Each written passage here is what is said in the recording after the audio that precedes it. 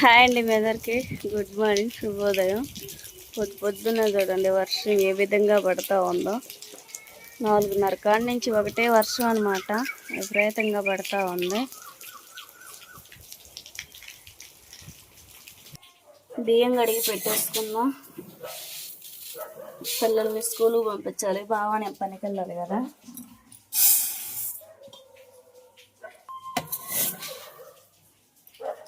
ఖచ్చితంగా 4:30 లేచాను కానీ వాన పడుతుంది రాజీ కాసేపు పడుకో అని చెప్పేసరికి ఒక వర్షం దక్కిందాక ఉన్నాను అనమాట. మళ్ళీ వర్షం ఎక్కువ పడినా కానీ కరెంట్ పోతూ ఉండిద్ది. కుక్కర్ మీద అన్నం పెట్టే పని అని చెప్పేసి ఇంక లేచి పని అయితే చేసేసుకుంటూ ఉన్నాను. బియ్యం అయితే కడిగి పెట్టేసాం కదా, రైస్ కుక్కర్ మీద పెడదాం.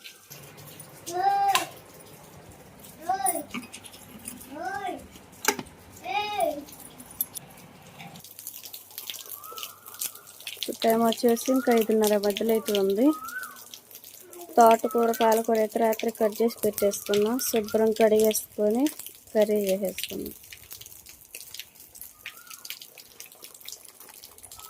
అడుగు అయితే తోటకూర వేసి పచ్చిమిర్చి టమాటాలు అయితే వేసేస్తాం కదా, తోటకూర కూడా వేసేసుకొని శుభ్రం కడిగేసుకొని తోటకూర వేసేసుకున్నాం. దీంట్లోనే కొంచెం కల్లుప్పు, పసుపు, కారం వేసేసుకొని కుక్కర్లో బాగా 3 విజిల్లు వచ్చినా కూడా చేసుకొని తాలింపు వేసేసుకోవాలి. పప్పు తెంపేసుకోవాలి. మొత్తం అయితే బాగా ఉడికేసింది, తాలింపు వేసేసుకున్నాం. జీలకర్ర, ఆవాలు, మెంతులు కూడా వేసేసుకొని లైట్గా ఫ్రై చేయాలి.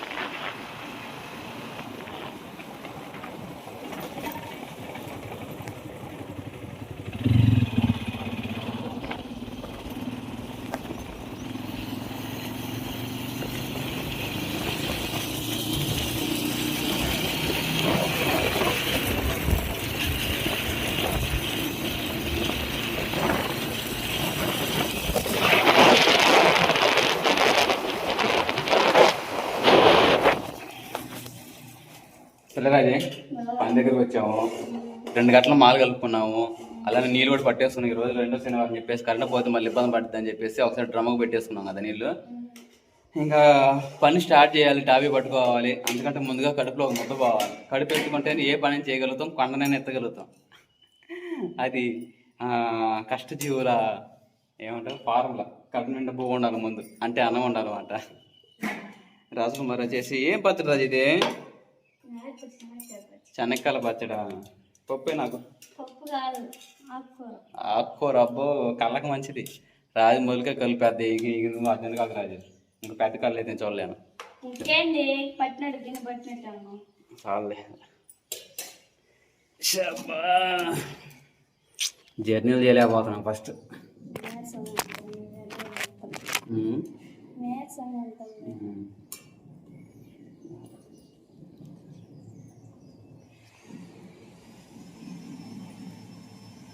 నన్ను ఏం అవుట్ఫిట్ చేస్తున్నారు జాగ్రత్త చేయండి లిఫ్ట్ కొంత మొదలుకి అని అంటా ఫస్ట్.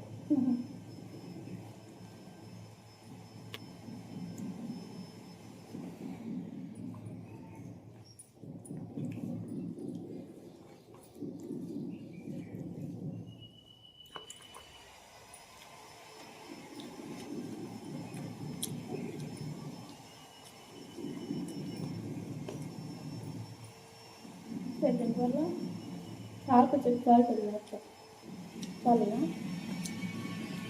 సరిపోయాను.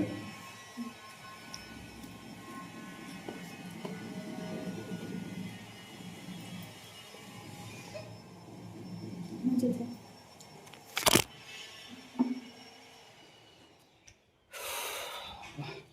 టైం వచ్చేసి 4 అవుతుందండి. ఉదయం ఎప్పుడో మీకు 10 గంటలప్పుడు మాట్లాడాము. తర్వాత ఇంకా పనిలో పడిపోయి అసలు వీడియో తీయలేకపోయాను. పని చూపిస్తారండి. ఇంతవరకు భోజనం కూడా చేయాలి. మధ్యాహ్నం భోజనం బొట్టుడు ఏడుస్తున్నాడంట, అందుకని చెప్పేసి తొందరగా చేసుకుని పోవాలని చెప్పేసి ఇంకా భోజనం కూడా చేయకుండా తొందరగా పని లాగిచ్చాము.